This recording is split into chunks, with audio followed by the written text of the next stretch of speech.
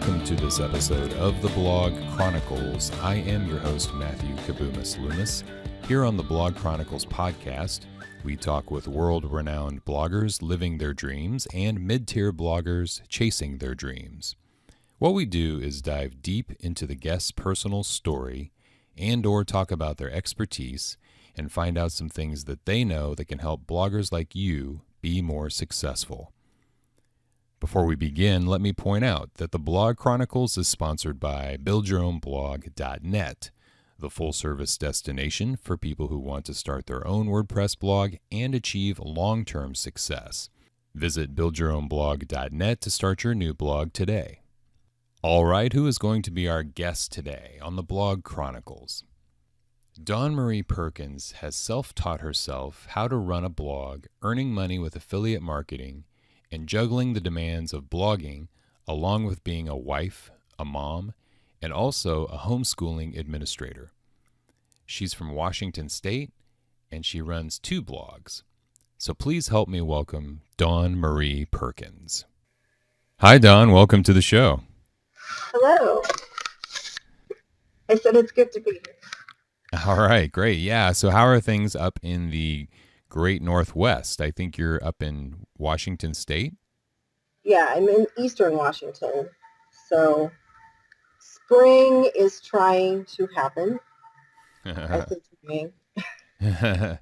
Are you still... We had hail day before yesterday, and it's supposed to be 80 tomorrow. Wow, that sounds like Missouri, up and down. We have really strange weather until about mid-June, when spring and summer both sort of gel and get moving, but we have really short summers. Interesting. I know that the weather is different up there, but I know you've also got some great bloggers up in your neck of the woods. David Boozer is a friend of mine, and he's a really good blogger and blogging coach down in Oregon, which isn't that far, I guess, from you. No. Yeah, and I know the great copywriter and blogger Ray Edwards is up in Washington State. And have you heard of Ben Suttle? No. Okay. He's a copywriter, but he's also he's known to be an email marketing expert, and I know he's based somewhere in the Oregon area. So, yeah, there's a lot of great blogging talent up in your neck of the woods. Yeah, I'm about 5 hours from Oregon. Well, 8 hours from Portland. 5 hours from Seattle. I'm about 15 minutes from Idaho. Oh, okay. I've always wanted to go to Idaho. I'm about as far east as you can get without being in Idaho. Okay, great. So, Dawn, let's talk about you and your blogging today. You're a blogger with 2 different blogs. Can you tell us what's the name of each of your websites and when did you start them?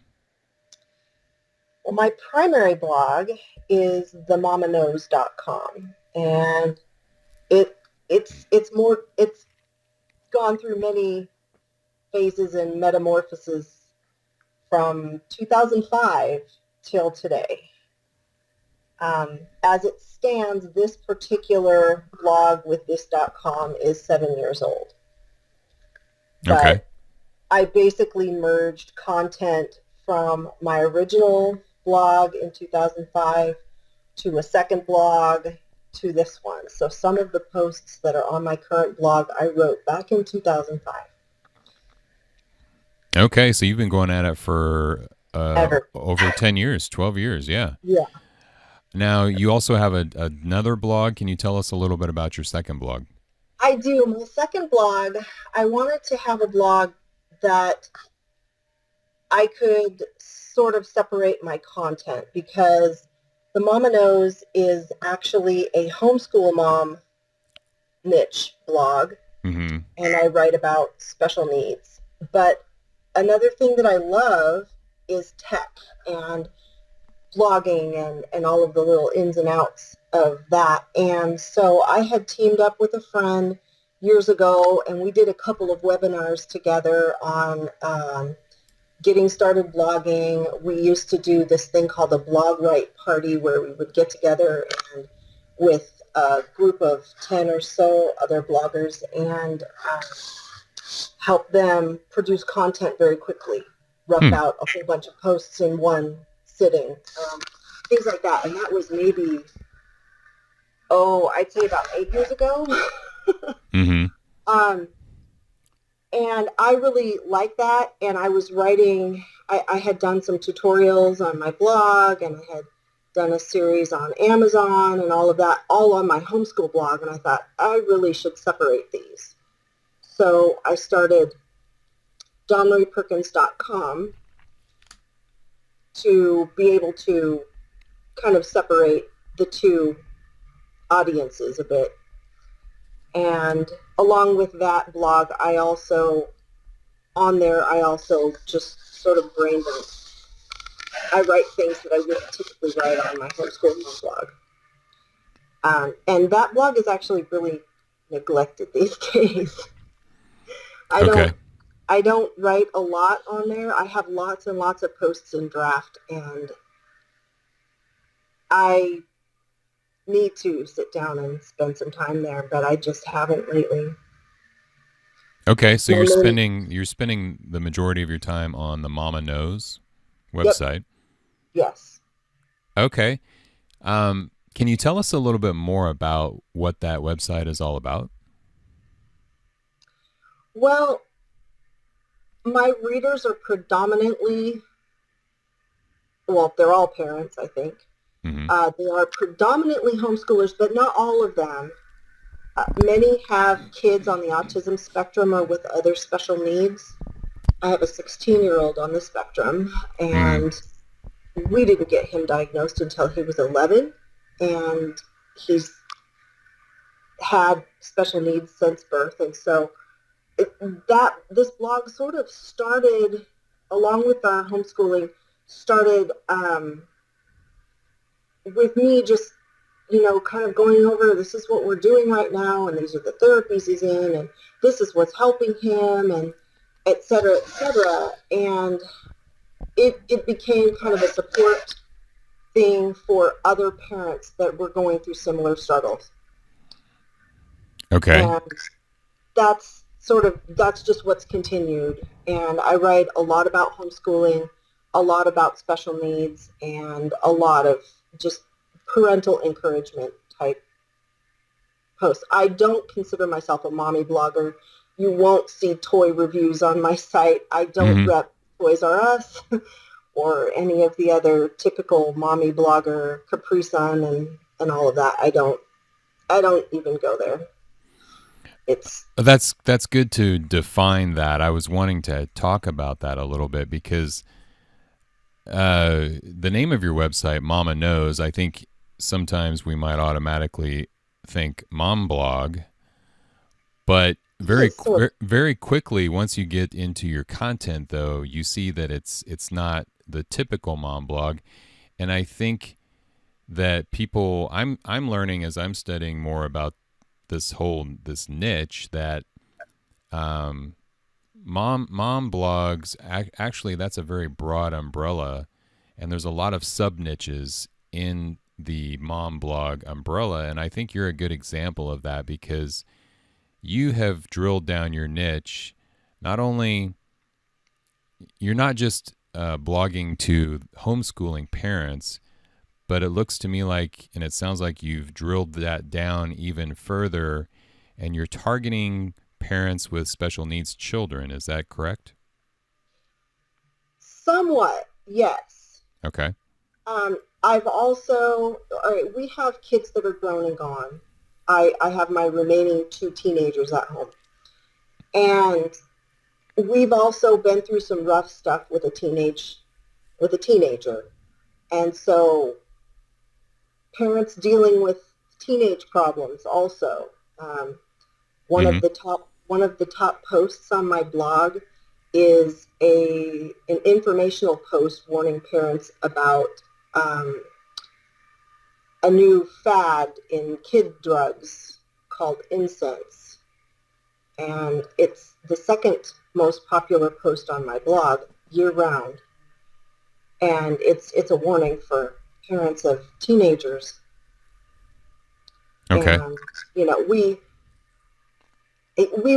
went through a really rough period with one of our kids a long time ago, and I wrote a lot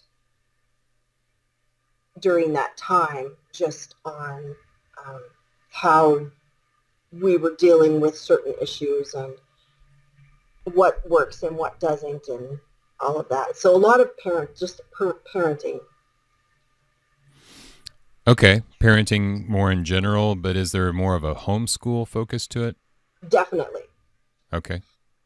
Good. Definitely. Good. Yeah. That's a growing audience from what I read. It is.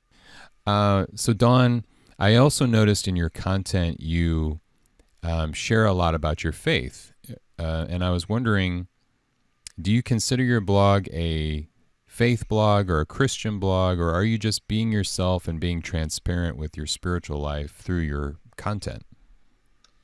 That's an interesting question. I actually don't write much about that anymore. I did for years. Mm-hmm. If you would have asked me 10 years ago, I would say, yes, I am definitely a Christian mom blogger, Christian homeschool blogger. These days, I wouldn't necessarily say that. Am I a Christian? Yes. But I really don't like to see people so nichified or put in a box so tightly that no one else can come in. Mm-hmm. And so while my faith is important to me, and I do touch on it from time to time these days, that is not my main focus of my site, because what I was discovering, particularly amongst the homeschoolers that I knew in my area and others that I, met through my blog and other online avenues, is that Christian bloggers and Christian homeschoolers are some of the tightest,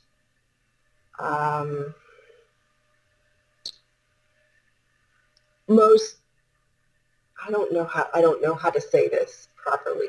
I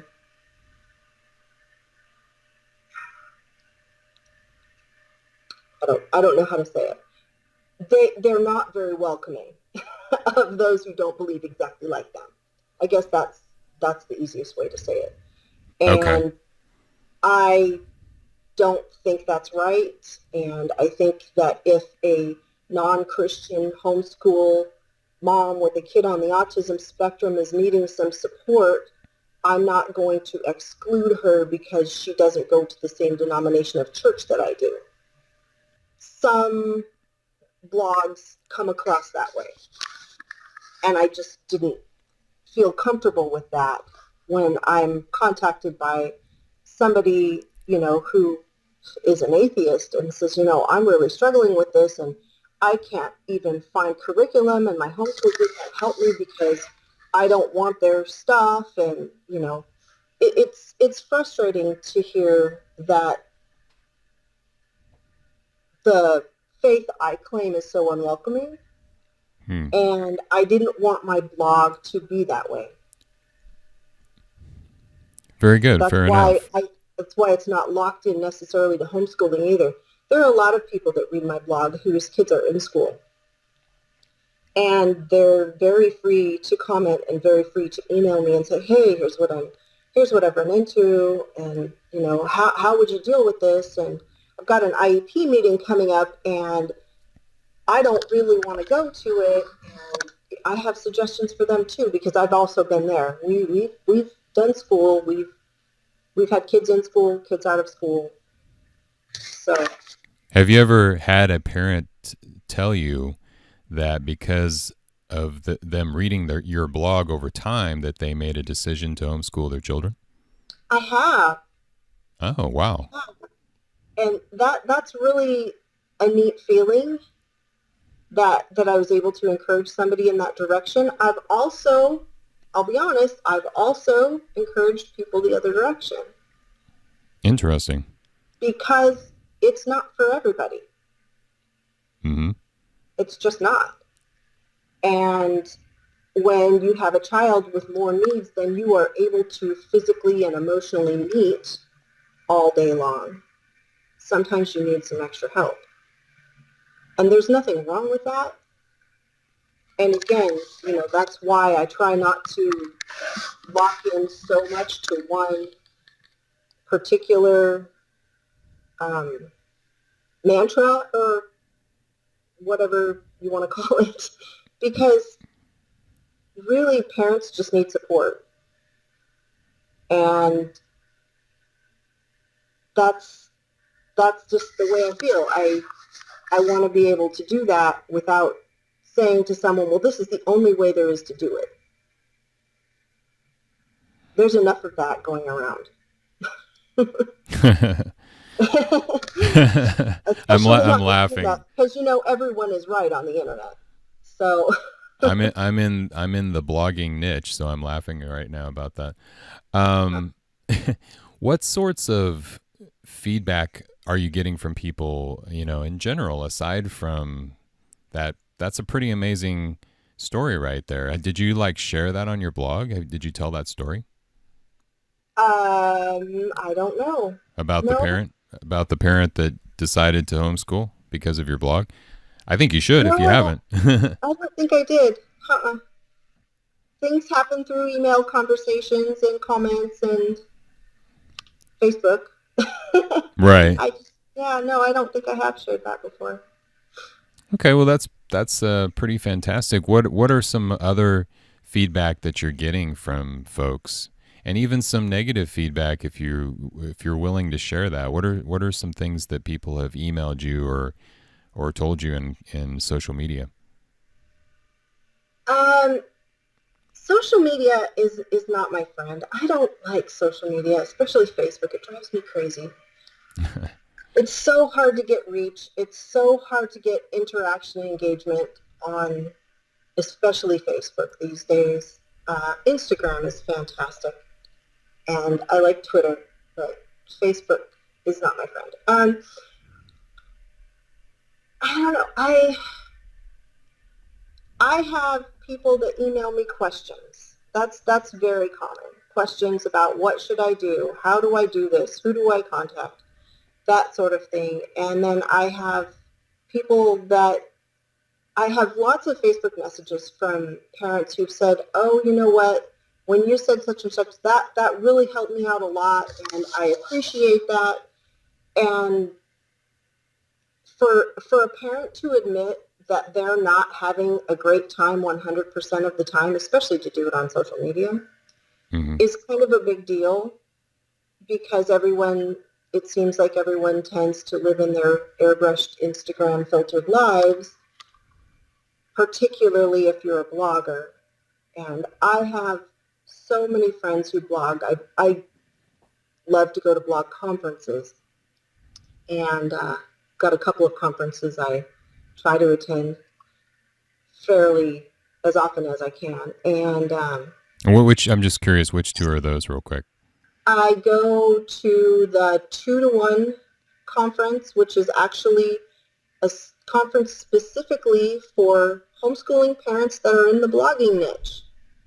So they're homeschool parents that blog. And Fantastic. it's sponsored by several large curriculum companies, and they spoil us rotten when it's wonderful.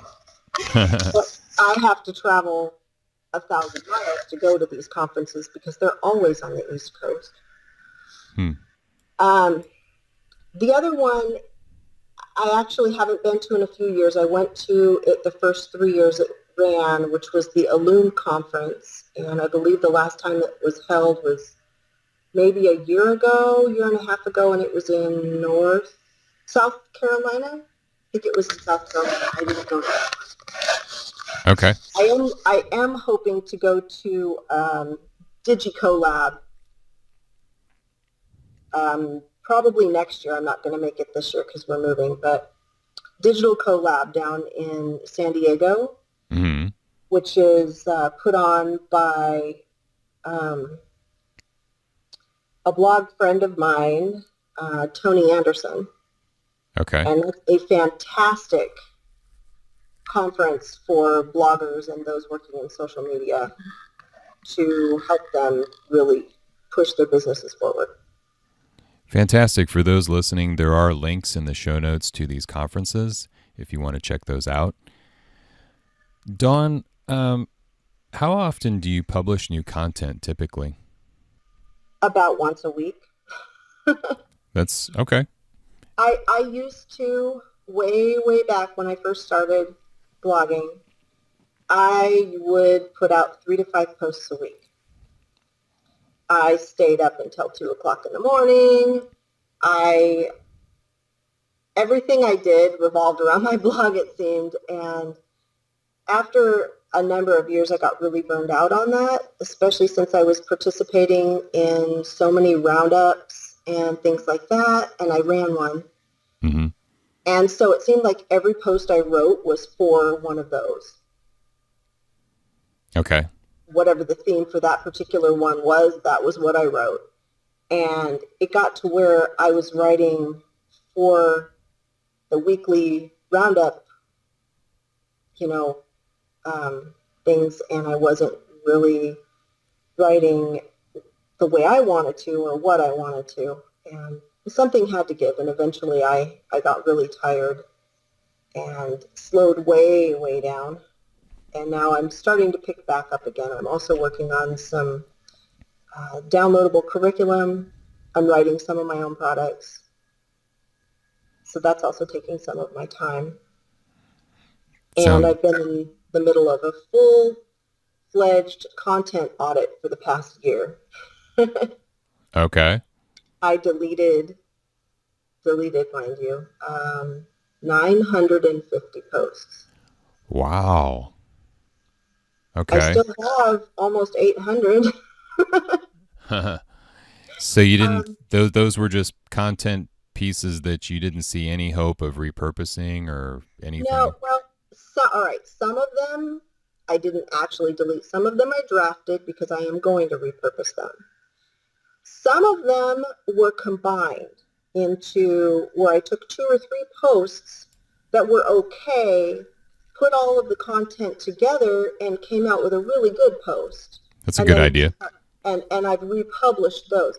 And so what's remaining are posts that are great or good that could be updated, that maybe they need images, because way back, none of us put images on because, everyone had dial-up and it took too long to load the pictures.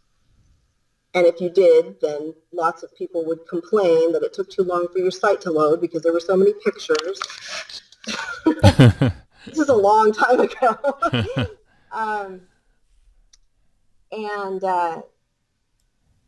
So I'm going back over them and really making them into pieces that have good depth, good content, good images, and Google likes them. So. Right. What's your favorite post you've ever published before? Oh, gosh. That's not an easy question. Mm-hmm. It's really not. Probably one about my boys' adoptions. And that's not a big post either, but probably that one, just because of the sentimental, part of it. I don't know. Other than that, I don't think I could name one. I don't even know. And I've been so steeped in going back over all my old content and brushing it up and revising it and adding to it that they're all becoming, I'm becoming really happy with what's there. I don't think I could name one other than.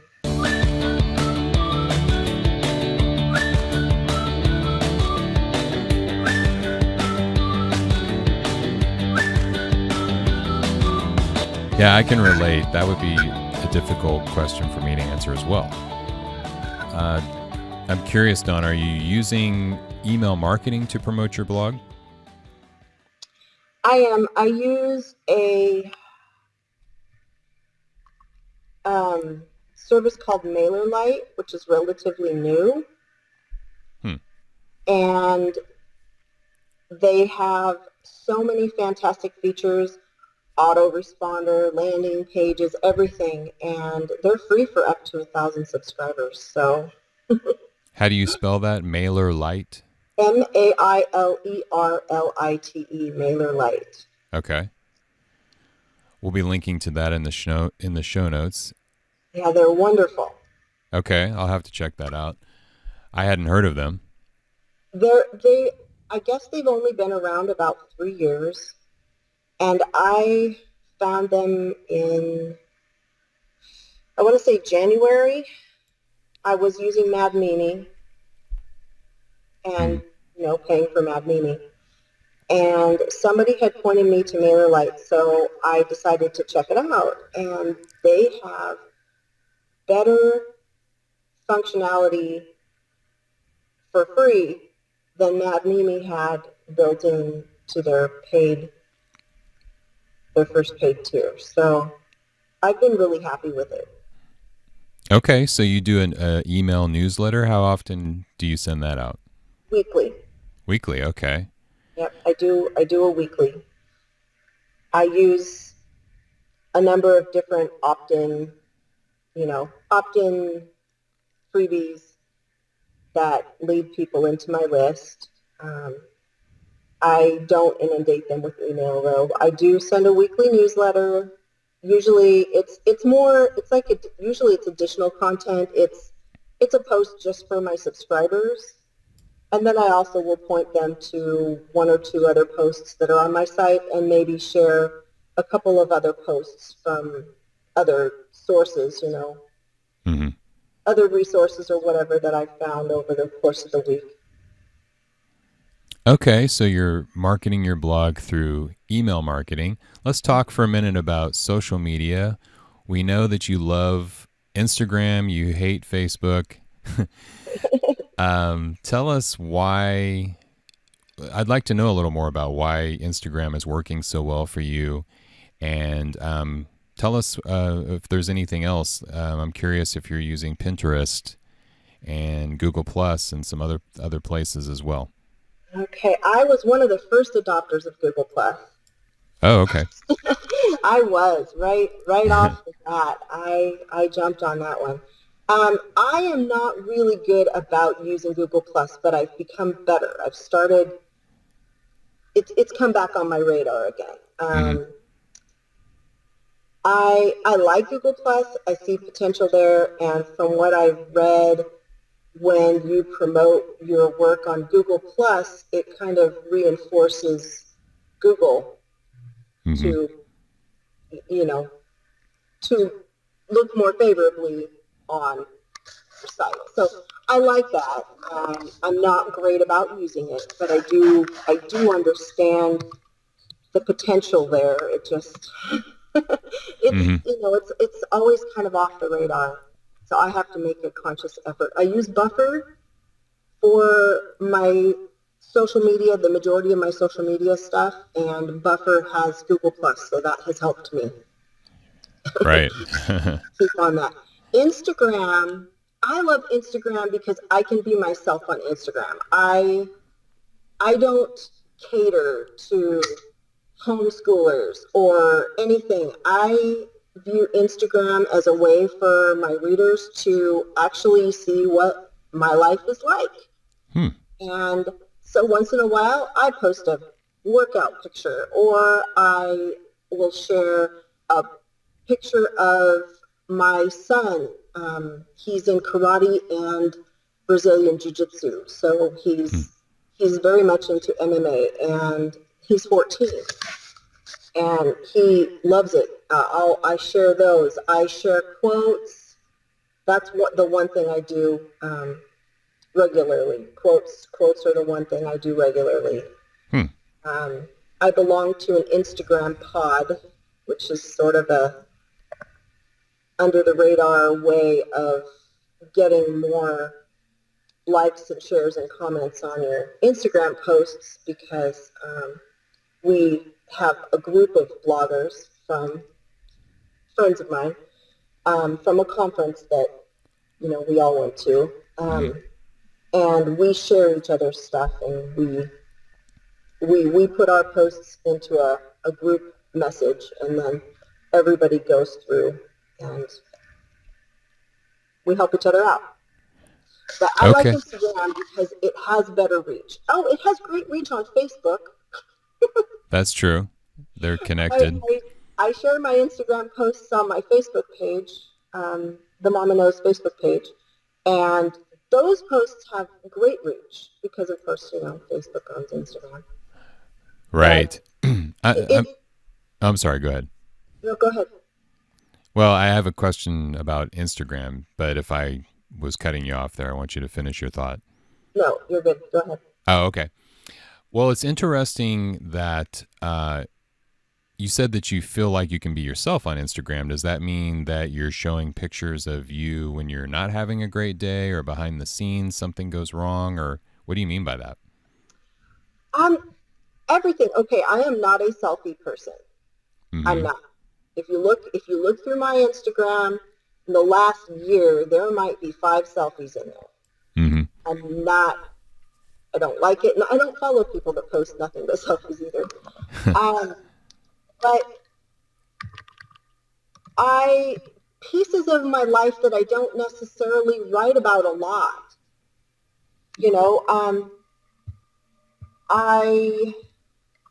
I'm actually going to look at my Instagram really quick so I can, just little stuff. The Mother's Day card that I got from my kids. Okay. And these are from manly men, teenage boys, and it says, "I love you, Mommy." Oh. Little stuff like that. I wouldn't write about it on my blog, but it's there.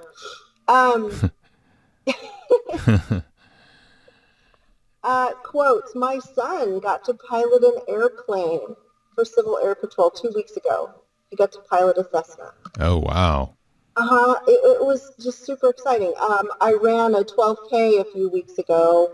I shared a couple of photos from that. Tell your son that the Build Your Own Blog listeners thank him for his service. Thank you. He's not serving yet. He is only 16. Okay. I'm sorry. Him. I thought you said you had some other older children. I got mixed I up. do, but this particular one is only 16. He's in Civil Air Patrol. That is the Oh, okay. It's like JROTC. Right. It's the junior high and high school version of that, for the Air Force, whereas ROTC is Army. Oh, okay. And Young Marines is the Marines, and every branch of service has a youth cadet division, and that's what Civil Air Patrol is. And yes, so he got to pilot a plane. Well, good for him.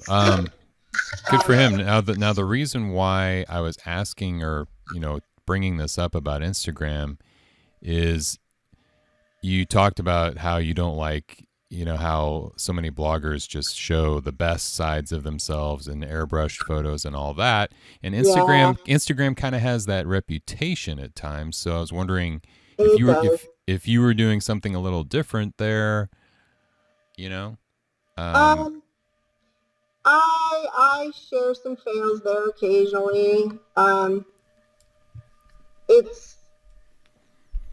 don't know. It's not airbrushed. My kid, when he was sick, mm-hmm. Autism Awareness Month, I did a little thing for that. And you're finding that these types of posts on Instagram are effective? Yeah. Just the interaction. I get comments, I get likes, I get shares. I like the fact that Instagram still has some community to it, mm-hmm. whereas even though that's what Facebook is designed for, because they keep changing the algorithms, they make it so unfriendly. They make it so difficult for your posts to get out if you're using a page, that for me it's almost pointless. I have friends whose Instagram reach is unbelievable. I have never, not Instagram, I mean Facebook. I have never been able to do that. Not ever. Mm-hmm. It just, And I don't know if I don't dedicate enough time to it or what, but Mm-hmm. it just doesn't seem worth it to me. Right. Dawn, let's move on now to your website, dawnmarieperkins.com. You have a free course called 31 Days to Earning with Amazon, a Beginner's Guide. Can you tell Mhm. us a little bit more about this course and what it has to offer? Well, it's funny because it actually isn't a course. It was just a 31-day series I did for, is it in October that people do the 31-day series? That's what it was. I wrote it maybe 5 years ago. And it was, the reason I wrote it is because several blog friends of mine kept asking me, how is it that you, I don't even understand how to use Amazon. How is it you're making money with Amazon? I don't get it. And so I just started out, it was a tutorial basically on how to start. And I mean, I think the second post is how to sign up for it. I actually need to go back over the entire thing and get new screenshots and everything because they've changed some things and it's time for me to update that, and that will probably be combined into an ebook eventually. Sounds But good. yes, that is a really popular series that I actually had originally published on my homeschool blog. Oh, okay. Was my motivation for starting the second blog, was to get that off my site. And Great. it's So yeah, still, and you're transitioning some of your content that's not really homeschool related to I am, dawnmarieperkins.com. Okay. yes. So it kind of flows back and forth. And there have been times when I thought, oh, why am I doing this? 2 blogs is too much. But really, I've been able to, as I'm going through my content audit on the homeschool blog, I've been able to pull some posts that were really good and just move them Okay. onto the other one because they fit better. Okay. Well, So speaking of Amazon, let's talk a little bit about monetization. How are your websites monetized at this point? I do not have a lot of monetization, but I do use Amazon. I use Amazon links. I use Amazon CPM ads, Mm-hmm. that was their new thing that they started, I believe it was last year. Um, and they didn't let all of their affiliates use this. You have to apply for the program and be let in. I have a friend who has been an Amazon affiliate for a number of years, but never really used the links. She's never actually done much with it. And so when she applied for the CPM program, it took her 6 months to get in. Okay. They just never let her, they just never got back in touch with her. She just found out a couple weeks ago that she was approved. And I think she applied back in September or something. Okay. So they sent me the invite right off the bat. And yeah, CPM is okay. It depends on the post. I insert those ads just like you would a Google Analytics, or not, I mean, AdSense. And I use AdSense too. AdSense is the filler, and it doesn't make me a ton of money. I've only gotten a couple of payouts from AdSense, but CPM pays out monthly, which is nice. Hmm. Okay. And then I also use some other affiliate advertising. I have a header banner, and I insert affiliate banners into posts that are, they would fit in. I try to be selective. I don't overwhelm anybody with banners and ads and all of that. But Okay.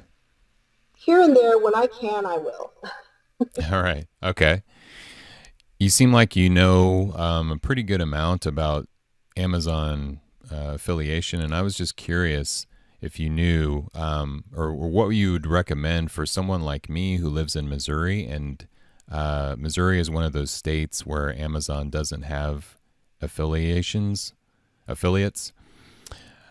Um, do you know anything about that? I know a little bit about it.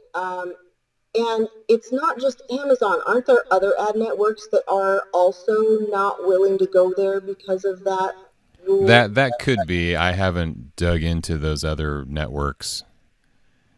I have heard of people who applied for foreign Amazon accounts to Mm-hmm. get around it. I wouldn't recommend it. They'll catch you. Mm-hmm. Right. um, they're really good about sniffing out things, Mm-hmm. and so it's really hard to get around that. I don't even know. I don't. I don't have an answer for you. I would say because Amazon's such a big entity, Mm-hmm. but I would say if your page views are high enough, look to other ad networks Mm-hmm. Okay. Yeah. and look to other companies. So if you are really big into widgets, find a company that has an affiliate program that sells widgets.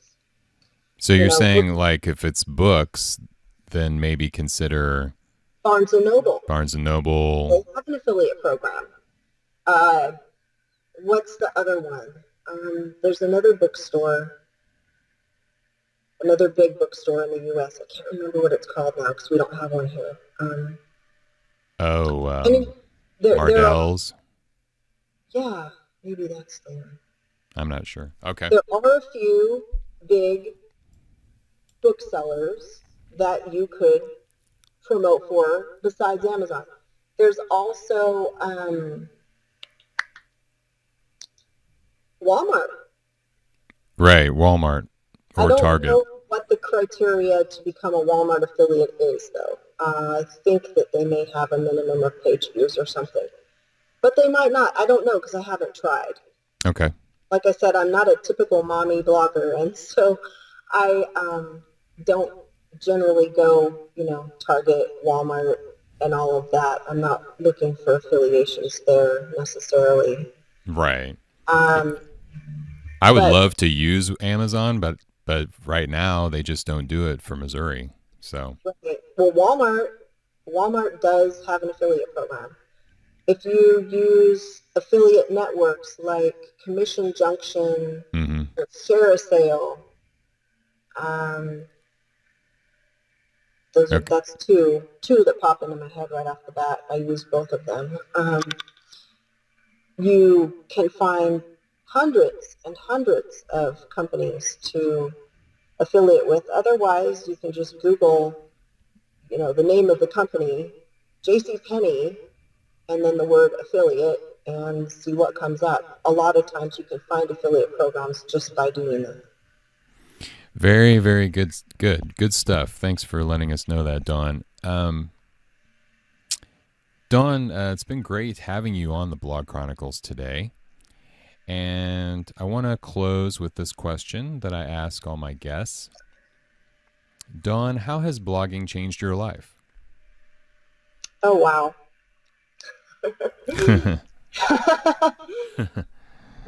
Blogging really pulled me out of my shell as far as getting to know people, because when you meet people online, eventually you're going to meet them in person. Now, back in the early days of the internet, everybody was an axe murderer. And the first time I met another blogger, it turned out she lived in my city, and she and I met at a McDonald's to have lunch with our kids, and my husband swore I was going to be killed in the parking lot. You know, and she was just a mom like me, and we had little kids, and it was fun.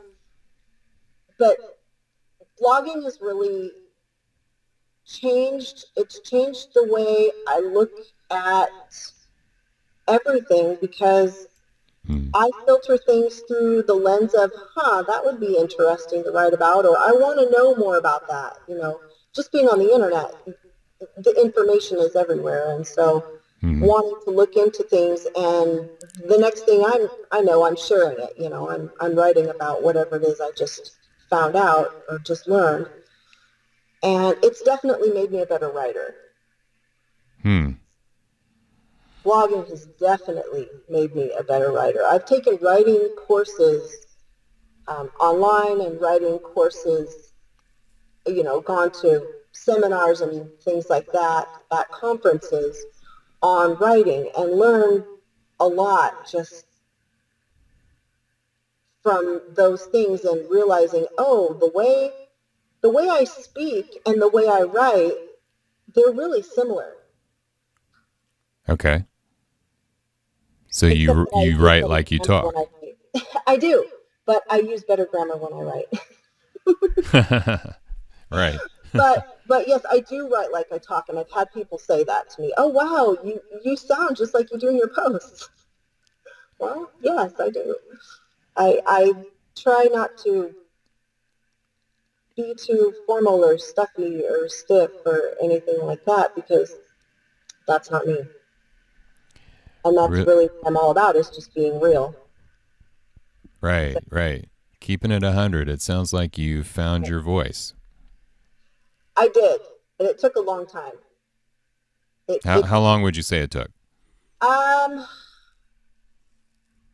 my first blog, probably, I actually took notes. I wrote stuff down so that I would remember what to tell you, or anything. 2005, 2006, 2007, probably somewhere in the neighborhood of 2007, 2008. So 3-4 years it took me to find my own voice. And I didn't really get comfortable with that until about 5 or 6 years ago. Mm-hmm. So your persistence has really paid off. Oh, definitely. And in writing, I think that's a big deal. You have to keep doing it. You don't get to be a better writer by not writing. And you don't get to be a better blogger by not blogging. So, that's a great place to close here today. Dawn, where can people follow you on social media? Can you give us your handles? Yeah, on Instagram, I am at TheMommaKnows.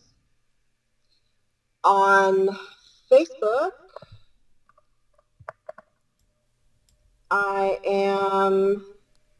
have to look, because I lost my Twitter handle a few years ago. Okay, on Facebook, I'm at TheMommaKnows, MOMMA, Mama.